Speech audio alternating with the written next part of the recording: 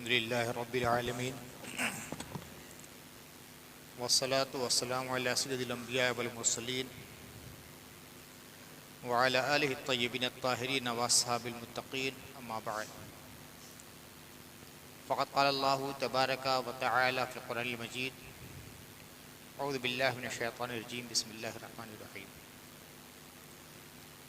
يا أيها الذين آمنوا ما لكم إذا قيل لكم انفروا في سبيل الله اثاقلتم إلى الأرض أرضيتم بالحياة الدنيا من الآخرة فما متاع الحياة الدنيا في الآخرة إلا قليل إلا تنفروا يعذبكم عذابا أليما ويستبدل قوما غيركم ولا تضروه شيئا والله على كل شيء قدير إلا تنصروه فقد نصره الله إذ أخرجه الذين كفروا ثاني اثنين إذ هما في الغار إذ يقول لصاحبه لا تحزن إن الله معنا فأنزل الله سكينته عليه وأيده بجنود لم تروها وجعل كلمة الذين كفروا السفلى وكلمة الله هي العليا والله عزيز حكيم صدق الله العلي العظيم. حاضرین، میں نے سورہ توبہ کی آیات کی تلاوت کی ہے. یہ آیات جہاد تبوک کے پس منظر میں نازل ہوئی ہے. میں نے تبوک کے بارے میں کئی خطاب کیے ہیں. وہ بہت اہم جہاد ہے. رسول اللہ کے غزوات میں سے بہت اہم غزوہ ہے. اگرچہ غزوہ ہو نہیں سکا مگر جہاد کے لیے صحابہ کرام گئے، اس لیے کہ اس وقت کی دنیا کی سپر طاقت سے یہ مقابلہ تھا. حضور کی بعثت ہوئی تو دنیا کی دو سپر طاقتیں تھیں. ایک ایران کی حکومت جس کو اس زمانے میں فارس کہا جاتا تھا، اور دوسرے روم کی حکومت. اللہ کے رسول کے زمانے میں ایران اور روم میں جنگ بھی ہوئی. پہلے ایرانی غالب آ گئے، پھر اس کے بعد سورہ روم کا نزول ہوا جس میں بشارت دی گئی کہ رومی غالب آ جائیں گے. جب مسلمانوں نے یہ بشارت مدینے کے لوگوں کو سنائی تو لوگوں نے مذاق اڑایا. ارے ایرانی حکومت یعنی فارسی حکومت اتنی مضبوط ہے، اتنی طاقت والی ہے، اتنی قوت استبداد والی ہے، وہ کہتے شکست کھا سکتی. لیکن جو صاحب ایمان تھے اللہ کے رسول پر اور وحی قرآنی پر، جن کا اعتماد اور یقین تھا، انہوں نے کہا کہ یقیناً ایسا ہونے والا ہے. حضرت سیدنا ابوبکر صدیق سے ایک شخص سے بات ہو گئی، ایک شرط بھی لگ گئی. حضرت ابوبکر نے کہا کہ یہی ہونے والا ہے، اس لیے قرآن میں یہ فرمایا گیا ہے. چنانچہ حضور صلی اللہ علیہ وسلم نے قرآن کی جو آیات سنائی اور جس میں یہ بشارت تھی کہ جلد ہی روم کو غلبہ نصیب ہونے والا ہے، بہت جلد وہ بشارت سامنے آ گئی اور حضور نے جو فرمایا تھا وہی ہوا. اب جب روم ایران پر غالب آ گیا تو دنیا کی سب سے بڑی طاقت رومی طاقت ہو گئی. عیسائیوں کی حکومت تھی، ہرقل بادشاہ تھا. وہاں کے بادشاہ کا خطاب قیصر ہوتا تھا، اور ایران کا جو بادشاہ ہوتا تھا اس کا خطاب کسرا ہوتا تھا. جو قیصر اور کسرا جو آتا ہے نا، کسی ایک آدمی کا نام نہیں ہے. جو فارس یعنی ایران کا بادشاہ ہوتا تھا اسے کسرا کہا جاتا تھا، اور روم کا جو بادشاہ ہوتا تھا اسے قیصر کہا جاتا تھا. حبشہ کا جو بادشاہ ہوتا تھا اسے نجاشی کہا جاتا تھا. مصر کا جو بادشاہ ہوتا تھا اسے فرعون کہا جاتا تھا. فرعون کسی آدمی کا نام نہیں ہے، فرعون ایک خطاب ہوتا ہے. اس زمانے میں دنیا کی سب سے بڑی طاقت تھی رومن امپائر. اللہ کے رسول سب کو خبر ملی کہ رومی حکومت حملہ کرنا چاہتی ہے مدینے پر، اور بارڈر پر 1,00,000 سے زیادہ عیسائی سپاہی اکٹھا ہو چکے ہیں۔ اللہ کے رسول نے صلی اللہ علیہ وسلم نے صحابہ سے مشورہ کیا اور آخر میں یہ طے پایا کہ ان کے آنے سے پہلے ان کے اوپر حملہ کر دیا جائے۔ 1,00,000 سے زیادہ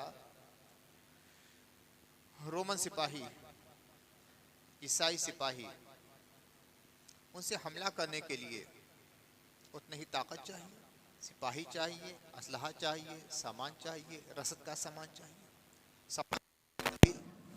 گرمی کا زمانہ، اس سے پہلے قحط پڑا تھا، اور وہ عین اس وقت یہ معاملہ پیش آیا جبکہ کھجور پک چکی تھی، کھجور توڑنا تھا، اسی پہ سارا دار و مدار بزنس تھا و کاروبار تھا۔ حضور صلی اللہ علیہ وسلم نے فرمایا جنگ کے لیے تیاری کرو۔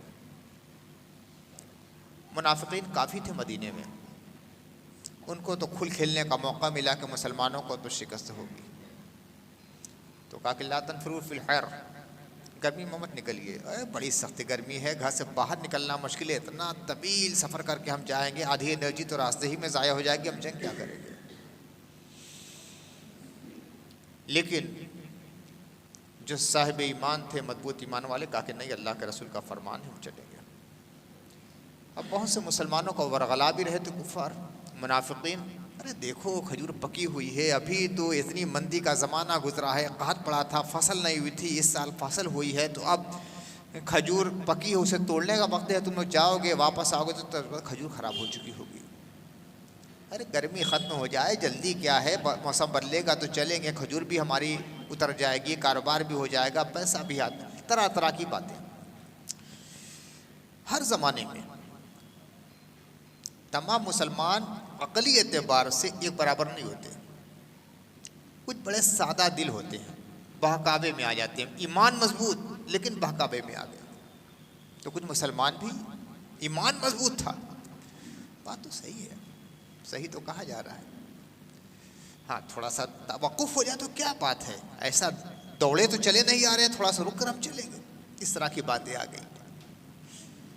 لیکن پھر اللہ کے نبی صلی اللہ علیہ وسلم کا جو ارشاد ہوا کہ نہیں چلنا ہے، اور قرآن کی آیتیں نازل ہوئیں، سورہ توبہ کی آیتیں نازل ہوئیں، تو تمام مسلمان تیار ہو گئے۔ کچھ مسلمان جو چاہتے تھے کہ ہم بعد میں چلے جائیں گے، نیت اچھی تھی، رک گئے، تو ان کے بارے میں بھی سورہ توبہ کی اور آیاتیں آئیں۔ اس مسئلے کو آپ سمجھ لیجئے، تب اس کے بعد میں نے جو آیتیں تلاوت کی اس کا معنی یا مفہوم اور تفسیر اچھی طرح سمجھ میں آئے گی۔ اللہ تعالیٰ فرماتا ہے یا ایھا الذین آمنوا ما لکم اذا قیل لکم انفروا فی سبیل اللہ،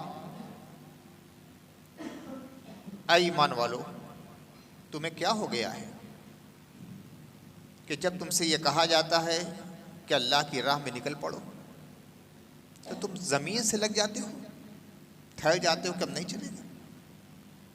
دیکھیے یہ منافقین سے خطاب نہیں ہے، خوب ذہن میں رکھیے گا، یا ایھا الذین آمنو، اے ایمان والو، یعنی کچھ سادہ لوگ مسلمان منافقین کی بات میں آ گئے تھے، وہ کہتے تھے کہ ٹھیک ہے بعد میں چلیں گے، لمبا سفر ہے، چلیں گے بعد میں۔ ان سے کہا جا رہا ہے یا ایھا الذین آمنوا ما لکم اذا قیل لکم انفروا فی سبیل اللہ ثاقلتم الی الارض، اے ایمان والو تمہیں کیا ہو گیا ہے کہ جب کہا جاتا ہے کہ اللہ کی راہ میں نکل پڑو تو تم زمین سے لگے رہتے ہو۔ ارضیتم بالحیات الدنیا من الآخرہ، کیا تم لوگوں نے آخرت کے مقابلے میں دنیا کی زندگی کو اختیار کر لیا ہے؟ ادھر تو ہے کہ جنت کا وعدہ، ادھر تمہارے کاروبار کا سیزن، پکی ہوئی کھجوریں نظر آ رہی ہیں۔ کیا تم نے آخرت کے بدلے دنیا کا سودا کر لیا، اسی کو اختیار کر لیا؟ فما متاع الحیات الدنیا فی الآخرۃ الا قلیل۔ تو سن لو کہ آخرت کے مقابلے میں دنیا کا ساز و سامان بہت تھوڑا سا ہے، دنیا کا جو ساز و سامان ہے بہت مختصر سا ہے، ساری دنیا بھی مل جائے گی تو آخرت کے مقابلے میں اس کی کوئی حیثیت ہے ہی نہیں۔ اے ایمان والو تم ایمان لا چکے ہو نا، نبی کا کلمہ پڑھ چکے ہو، نبی کا دامن تھام چکے ہو، ایسا نہیں ہونا چاہیے۔ الا تنفروا يعذبكم عذابا علیما، اب اس کے بعد کتنا سخت لہجہ ہو رہا ہے، فرماتا الا تنفروا يعذبكم عذابا علیما، اگر تم میرے نبی کے ساتھ جہاد کے لیے گھر سے نہیں نکلو گے تو اللہ تعالیٰ تمہیں بڑا دردناک عذاب اور سزا دے گا. الا تنفروا، اگر تم نہیں نکلو گے، يعذبكم عذابا علیما، اللہ تعالیٰ تمہیں بہت دردناک عذاب دے گا. وَيَسْتَبْدِلْ قَوْمًا غَيْرَكُمْ،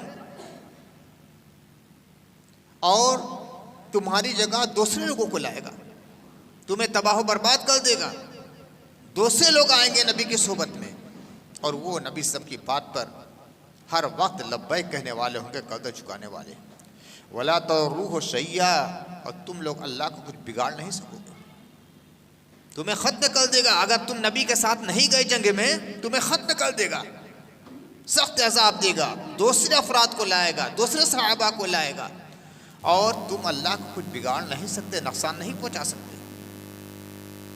واللہ علی کل شیء قدیر، اللہ کو ہر چیز پر قدرت حاصل ہے، جو چاہے کر سکتا ہے، اس کے اوپر کسی کا دباؤ زور نہیں چلتا ہے.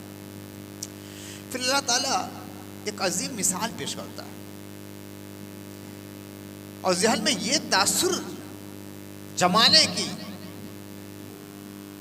قرآن کے ذریعہ اللہ تعالیٰ صحیح فرماتا ہے کہ دیکھو، یہ مت سمجھنا کہ اللہ تمہاری مدد کا محتاج ہے.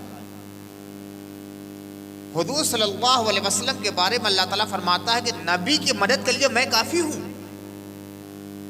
اور ایک مثال بھی اپنے سامنے رکھ لو، الا تنصروہ فقد نصرہ اللہ، اگر تم محبوب کی مدد نہ کرو گے، الا تنصروہ ہے کہ ضمیر رسول اللہ کی طرف لوٹ رہی ہے. الا تنصروہ، اگر تم میرے حبیب کی مدد نہیں کرو گے تو اللہ تعالیٰ ان کی مدد کر چکا ہے. یہ مت سمجھنا کہ تمہاری مدد کی ضرورت ہے میرے حبیب کو، میں ان کی مدد کے لیے کافر ہوں. فقط نصرہ اللہ، اللہ ان کی مدد کر چکا ہے، اللہ کی مدد کافی ہے میرے حبیب کے لیے. ارے یہ تو تمہاری سعادت و خوشبختی ہے کہ نبی کے ساتھ رہ کر جہاد کرنے کی تمہیں سعادت میسر ہو رہی ہے.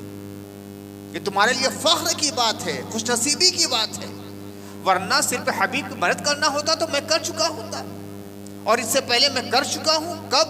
اذ اخرجہ الذین کفروا، جبکہ کافروں نے انہیں مدینے سے، مکے سے نکال دیا تھا.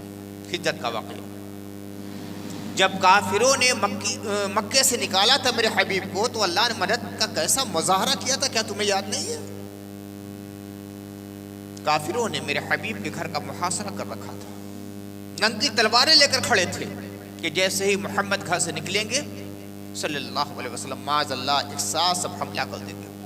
لیکن کیسے مدد کی تھی میں نے اپنے حبیب کی، کیسے بچایا تھا میں نے اپنے حبیب کو، کیسے تحفظ فرمایا تھا، راستے پر کیسی حفاظت فرمائی تھی، کیا تمہارے سامنے نہیں ہے؟ فرشتوں کا پہرا لگا دیا تھا، ان کی آنکھوں کو اندھا کر دیا تھا، سوچنے سمجھنے دیکھنے کی صلاحیتیں سلب کر لی تھی.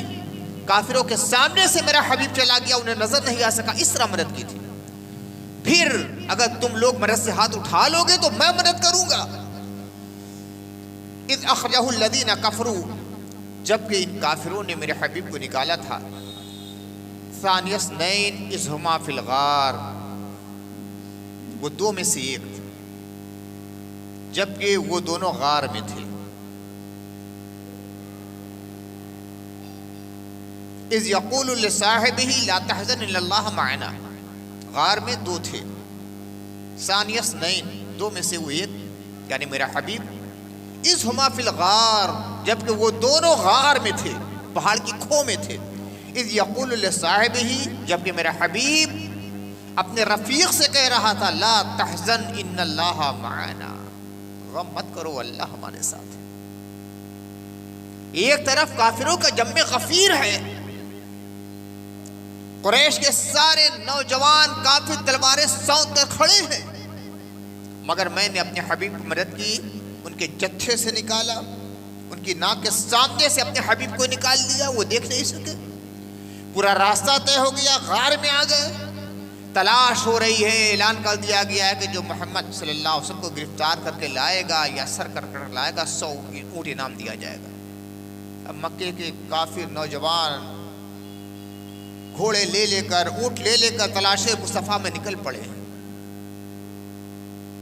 حضور صلی اللہ علیہ وسلم اور حضرت سیدنا ابوبکر صدیق غار میں ہیں۔ سراقہ جو بڑا بہادر تھا، بڑا تیز رفتار تھا، بڑا شجاع تھا، بڑا شیر دل تھا، وہ بھی تلاش رسول میں نکلتا ہے۔ 100 اونٹ کا لالچ، غار کے قریب پہنچ جاتا ہے، گھوڑے پہ سوار ہے۔ حضرت سیدنا ابوبکر صدیق غار سے دیکھتے ہیں کہ سراقہ قریب آ گیا ہے۔ سراقہ ابن جشم کہتے ہیں یا رسول اللہ ہم تو گرفتار کر لیے جائیں گے، سراقہ قریب آ گیا ہے، جیسے ہی اگر نیچے دیکھے گا تو ہماری تصویریں اسے نظر آ جائیں گی۔ حضور نے فرمایا لا تحزن ان اللہ معنا، غم مت کرو ابو بکر، غم مت کرو، ان اللہ معنا، بلا شبہ اللہ ہمارے ساتھ ہے۔ الفاظ پہ غور کیجئے، اللہ تعالیٰ کیا فرماتا ہے؟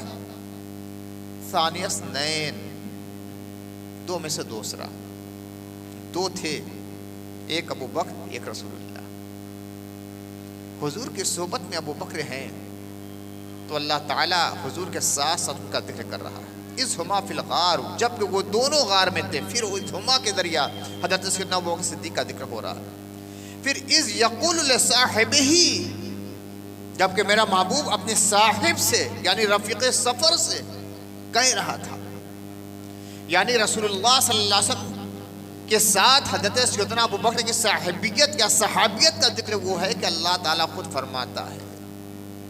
حضرت سیدنا صدیق اکبر ایسے صحابی ہیں کہ ان کی صحابیت کا تذکرہ خود قرآن میں آیا ہے۔ یہ صاحب ہیں، صاحب کے معنی دوست بھی ہوتا ہے، صاحب کے معنی ساتھی بھی ہوتا ہے، صاحب کے معنی رفیق بھی ہوتا ہے، صاحب کے معنی شاگرد بھی ہوتا ہے، صاحب کے معنی مرید بھی ہوتا ہے، اور صاحب کے معنی استاد بھی ہوتا ہے، معلم بھی ہوتا ہے، پیر بھی ہوتا ہے، صاحب کے معنی رفیق کے بھی ہوتا ہے۔ تب جو معنی جہاں مناسب ہوتے ہیں وہاں استعمال کیا جاتا ہے۔ اذ یقول لصاحبہ، جب نبی اپنے صاحب سے یعنی اپنے صحابی سے کہہ رہے تھے یا اپنے مرید سے کہہ رہے تھے لا تحزن ان اللہ معنا، غم مت کرو، بلا شبہ اللہ ہمارے ساتھ ہے۔ ان اللہ معنا، ان اللہ معی نہیں ہے، معی ہوتا تو یہ ہوتا کہ اللہ میرے ساتھ ہے، ابو بکر تمہارے ساتھ ہے کہ نہیں ہے، معنا جمع کا صیغہ ہے۔ اللہ ہمارے ساتھ ہے، ہمارے ساتھ بھی ہے، تمہارے ساتھ بھی ہے۔ تو قرآن نص قرآنی جس کے بارے میں گواہی دے دے کہ اللہ ان کے ساتھ ہے، تو سوچئے کہ اللہ تعالیٰ کی معیت کس قدر اس کے ساتھ ہوگی۔ اللہ ہمارے ساتھ ہے، ہمارے ساتھ بھی ہے، تمہارے ساتھ بھی۔ فانزل اللہ سکینتہ علیہ، پس اللہ تعالیٰ نے ان پر اپنا سکینہ نازل فرما دیا۔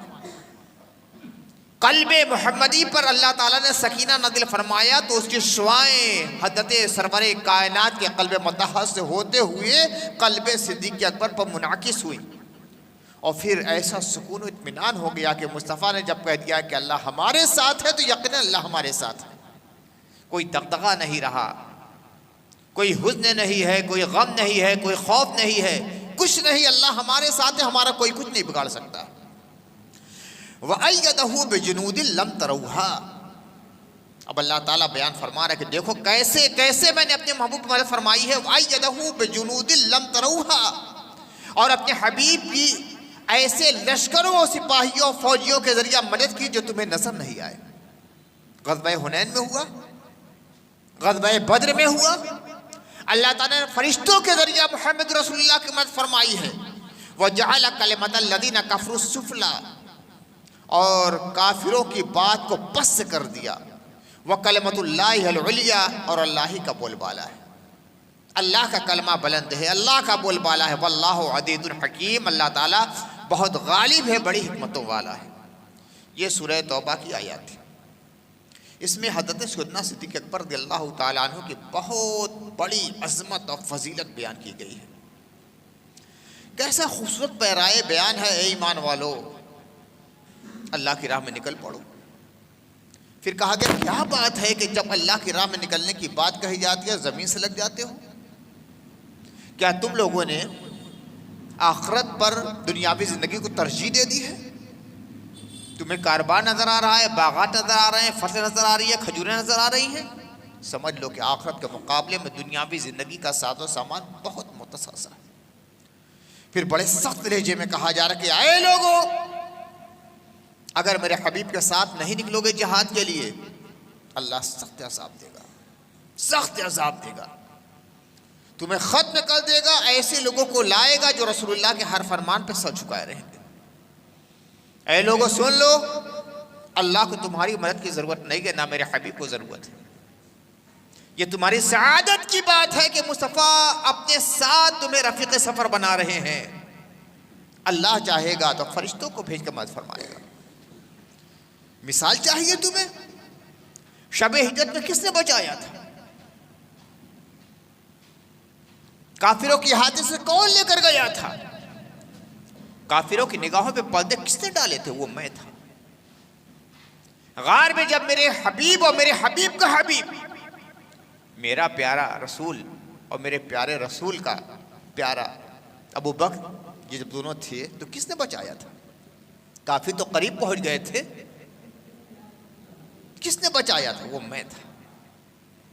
غزوہ بدر میں جب 1000 کے مقابل میں تم 313 تھے تو کن لشکریوں کو میں نے بھیجا تھا؟ وہ فرشتے تھے جو تمہیں نظر نہیں آتے، لم تروہا، تم انہیں دیکھ نہیں پاتے تھے، انہوں نے مدد کی تھی تمہاری، میرے حبیب کی مدد کی تھی۔ غزوہ حنین میں جبکہ کافروں کے مقابلے میں تمہاری کوئی حیثیت نہیں تھی، کس نے بچایا تھا؟ کس نے مدد کی تھی؟ وہ میں تھا۔ فرشتوں کے ذریعہ میں نے مدد کی تھی۔ پھر فرشتوں کے ذریعہ اللہ مدد فرما سکتا ہے، لیکن تمہارا کیا ہوگا؟ لہذا میرے حبیب کے ساتھ نکلو۔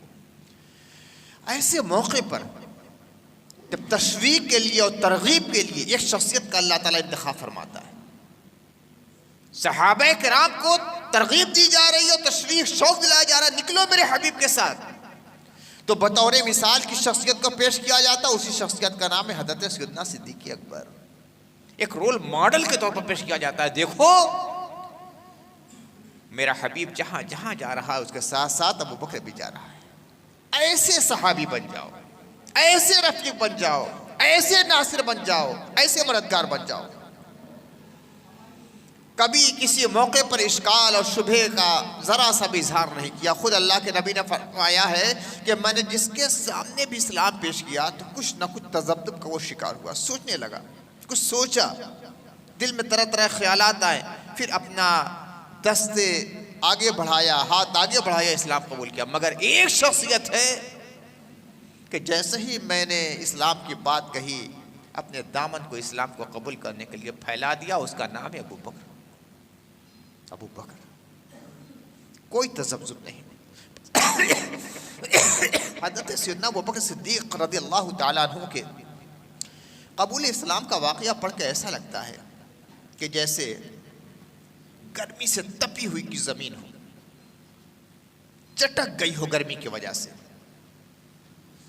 اور اس کا ذرہ ذرہ ذرہ ذرہ جیسے زبان حال سے اللہ کی بارگاہ میں دعا کر رہا ہے کہ اللہ ابر بارہ بھیج دے جو میرے اندر نئی زندگی پیدا کر دے۔ بس ابو بکر کا صدیق کا یہی معاملہ تھا۔ دور جاہلیت، ہر طرف شرک، کفر، شراب، جوا، زناکاری، فحاشی، عریانیت، فسق، فجور، برائیوں کا انبار، ایسے ماحول میں سیدنا صدیق اکبر پیدا ہوتے ہیں، مگر نہ کبھی شرک کیا، نہ کبھی کفر کیا۔ عہد جاہلیت کی بات، بعثت سے پہلے کی بات، کبھی شراب کو ہاتھ نہیں لگایا، کبھی فحاشی کا ارتکاب نہیں کیا، کبھی زناکاری کے قریب نہیں گئے، کبھی بتوں کو سجدہ نہیں کیا، کبھی کسی مورتی کی پوجا نہیں کی۔ اللہ تعالیٰ نے ہمیشہ محفوظ رکھا۔ چونکہ اللہ کے نبی صلی اللہ علیہ وسلم سے بس 1.5 سال 2 سال عمر کم تھی، تو حضور کے بچپن کے ساتھ ہی تھے، تو حضور کی صحبت کا اثر پڑ رہا تھا کہ بھائی گلاب جس کیاری میں کھلتا ہے تو اس کیاری کی مٹی بھی خوشبودار ہو جاتی ہے، تو نبی صلی اللہ علیہ وسلم کی صحبت کا اثر تھا۔ نہ شرک ہے، نہ کفر ہے، نہ بے حیائی ہے، نہ شراب نوشی ہے، نہ جوا ہے، نہ فسق ہے، نہ فجور ہے، نہ برائی ہے۔ اخلاق بلند ہے، کردار بلند ہے، سیرت بلند ہے، ذکاوت ہے، فطانت ہے، پاکیزگی ہے۔ بس ایک تلاش ہے میرا مالک حقیقی کون ہے۔ سجدے میں کی طلب تھی پیشانی میں، ان کی پیشانی کسی کے سامنے جھکنے کے لیے بےقرار تھی، کس کے سامنے جھکایا جائے۔ اللہ کے نبی صلی اللہ علیہ وسلم کا فرمان ہوتا ہے قولوا اشہد ان لا الہ الا اللہ، کہو اشہد ان لا الہ الا اللہ۔ جیسے ہی اللہ کے رسول کی زبان مبارک سے یہ پیغام سنا، جیسے ان کی تڑپتی ہوئی روح کو سکون مل گیا ہے، پیاس جو ان کے دل کے اندر تھی اس کو جیسے آب حیوان نصیب ہو گیا ہے، امر جل مل گیا ہے، فوراً اسلام قبول کر لیا اور ایسا ساتھ دیا کہ آخری سانس تک محمد رسول اللہ کے سچے وفادار کی حیثیت سے پوری زندگی گزار دی۔ حضور نے فرمایا ہے کہ جتنا ابو بکر کے مال نے مجھے فائدہ پہنچایا، کسی کے مال نے فائدہ نہیں پہنچایا۔ پورا خزانہ لے کر مصطفیٰ کے قدموں پہ ڈال دیا۔ اسلام قبول کرنے سے پہلے مکے کے امیر ترین لوگوں میں شامل تھے، امیر ترین، سب لا کے مصطفیٰ کے قدموں پہ ڈال دیا۔ حدیثوں کے مطالعے سے معلوم ہوتا ہے کہ نبی صلی اللہ علیہ وسلم جیسے اپنے مال میں تصرف کرتے تھے، جیسے چاہتے تھے خرچ کرتے تھے، ابو بکر کے مال میں بھی اسی طرح تصرف کرتے تھے، اس لیے کہ پورا ملکیت کا حق ادا کر دیا تھا، دے دیا تھا۔ یا رسول اللہ یہ میرا مال ہے، آپ مالک ہے، جیسے چاہے خرچ کریں۔ آدمی جیسے اپنے مال کو خرچ کرتا ہے، مصطفیٰ جیسے اپنے مال کو خرچ کرتے تھے، اسی طرح حضرت ابو بکر صدیق کے مال کو بھی خرچ کیا کرتے تھے۔ قرآن کی آیتیں نازل ہوئی، بکثرت حدیثی آپ کی فضیلت میں وارد ہیں۔ قرآن نے آپ کو صاحب کہا ہے، ثانی اثنین کہا ہے، اذما فی الغار کہا ہے، اور تمام صحابہ کے لیے رول ماڈل کی حیثیت سے شخصیت کو پیش کیا کہ دیکھو نبی کا ایسا ساتھ دیا جاتا ہے، نبی کی ایسی رفاقت کی جاتی ہے، نبی کے ساتھ ایسے وفاداری کی جاتی ہے، نبی کی پیغام پہ ایسے سر تسلیم خم کیا جاتا ہے۔ اس رول ماڈل کا نام سیدنا ابوبکر صدیق ہے۔ جب صحابہ کے لیے وہ رول ماڈل ہے، صحابہ کے لیے نمونہ حیات ہے، تو تمام مسلمانوں کے لیے نمونہ حیات ہے۔ بے عدیم شخصیت ہے سیدنا صدیق اکبر رضی اللہ تعالیٰ عنہ کی، کہ حضور صلی اللہ علیہ وسلم کے بعد جن دو چار شخصیتوں پر سب سے زیادہ نگاہ جاتی تھی، ان میں سے سب سے اہم شخصیت حضرت سیدنا صدیق اکبر رضی اللہ تعالیٰ عنہ۔ یہی وجہ ہے کہ وصال مصطفیٰ کے بعد امت جس کی خلافت پر متحد ہو گئی وہ حضرت سیدنا صدیق اکبر۔ صحابہ کا اجماع رہا، صحابہ نے مانا انہیں اللہ کے نبی کا خلیفہ، اللہ کے نبی کا جانشین، نائب مصطفیٰ مانا۔ اب کتنی عظیم شخصیت وہ ہوگی، اور یہ صحابہ کا ماننا تو صحابہ کا ماننا ہے، نبی صلی اللہ علیہ وسلم نے خود مانا۔ حضور صلی اللہ علیہ وسلم کا آخری دور ہے اس حیات ظاہری کا، آخر وقت تک جب تک بدن میں ذرا بھی سکت تھی مسجد میں آ کر امامت فرماتے تھے، یہاں تک کہ کبھی کبھی ایسا ہوا کہ حضرت علی، حضرت عباس دونوں حضرات کے سہارے سے رسول اللہ صلی اللہ علیہ وسلم تشریف لائے۔ ایک طرف حضرت علی تھے، اس طرح حضور صلی اللہ علیہ وسلم نے اپنا دست مبارک ان کے کاندھے پر رکھا، دوسری طرف حضرت عباس نے کاندھے پر رکھا اور ان کے سہارے سے مسجد میں آئے، نماز ادا کی۔ لیکن جب مسجد میں آنے کی سکت نہیں رہ گئی، حضرت عائشہ سے کہا کہ عائشہ ابو بکر سے کہو نماز پڑھیں۔ کہا کہ یا رسول اللہ بڑے رقیق القلب ہیں، بڑے نرم دل ہیں، اور آپ کے مصلی پر کھڑا ہونا نہیں کھڑے ہو سکتے، تڑپ جائے گا دل، وہ بھی آپ کی بیماری کی وجہ سے، اور آپ کی حالت یہ ہے کہ جب کھڑے ہوں گے تو آپ کی یاد آئے گی، آپ کی بیماری، آپ کی حالت نہیں برداشت کر سکتے۔ تو پھر کہا کہ مرو ابا بکر فلیصلی، ابو بکر کو حکم دو وہ نماز پڑھائے۔ اب جب اللہ کے رسول کا حکم تھا، اللہ کے رسول نے جس کو امامت صحابہ کے لیے منتخب کیا، امامت صحابہ کے لیے، اس کا نام ہے ابو بکر۔ صحابہ کی امامت کرنا تھا، حضور نے اپنے مصلی پر جس کو کھڑا کرایا ہے، اپنی جگہ کھڑا کرایا، اس کا نام ابو بکر۔ اور ایک دو مواقع نہیں، بکثرت مواقع ہیں کہ جنہوں نے، کہ اللہ کے رسول نے جب امت کے افراد کا نام لیا تو سب سے پہلے ابو بکر کا نام لیا، اپنے ساتھ شامل کرنا تھا تو سب سے پہلے ابو بکر کا نام لیا۔ یہی سارے حقائق ہیں جن کی بنا پر جمہور اہل سنت یہ کہتے ہیں کہ صحابہ میں سب سے افضل حضرت سیدنا ابو بکر۔ یہ الگ بات ہے کہ اختلاف بھی کیا گیا ہے، دور صحابہ میں بھی اختلاف رہا ہے، آج بھی اختلاف ہو سکتا ہے، علمی تحقیقی اختلاف ہے، یہ ظنی مسئلہ ہے، یقینی مسئلہ نہیں ہے، یہ ظنیات کا مسئلہ ہے، لیکن اختلاف کسی حسد کی بنا پر کبھی نہ ہونے پائے، حسد نہیں، جس طرح دل میں علی ہوں اسی طرح ابو بکر ہوں، اسی طرح دامن وسیع رہے، ذرا سا بھی قد ہو گیا دونوں شخصیتوں میں سے کسی کی طرف تو سمجھ لیے گا خاتمہ اچھا نہیں ہونے والا ہے۔ علی بھی دل میں ہونے چاہیے، ابو بکر بھی ہونے چاہیے۔ جس طرح دو آنکھیں ہیں نا، اگر ایک آنکھ ختم ہو جائے تو آدمی اندھا ہو جاتا ہے، جتنا جس حیثیت سے نظر آنا چاہیے نہیں نظر آتا ہے، بے عیب ہو جاتا ہے، ایک آنکھ کا اندھا ہو جاتا ہے۔ اسی طرح ہماری ایک روحانی کا آنکھ کا نام ہے ابو بکر اور ایک روحانی آنکھ کا نام ہے علی۔ دونوں کا ادب، دونوں کا احترام، دونوں کی توقیر، دونوں کی تعظیم، دونوں کی اطاعت، دونوں کی اتباع، کسی قسم کی کوئی کمی نہیں ہونی چاہیے۔ اگر کسی مسئلے میں اختلاف علمی وہ الگ بات ہے، لیکن کسی حسد کی بنا پر، کسی بغض کے بنا پر، کسی تعصب کے بنا پر، کسی دشمنی کے بنا پر، نفرت کے بنا پر، حاشا وکلا، ذرا سا بھی کسی قسم کا قد ہو تو اللہ کی طرف رجوع کرنا چاہیے، استغفار و توبہ کرنا چاہیے، دعانا چاہیے کہ اللہ تعالیٰ اپنے محبوب کی محبت سے اور اپنے محبوب کے تمام محبوبوں اور پیاروں اور صحابہ کی محبت سے ہمارے دل کو آباد رکھ۔ وآخر دعوانا الحمدللہ رب العالمین۔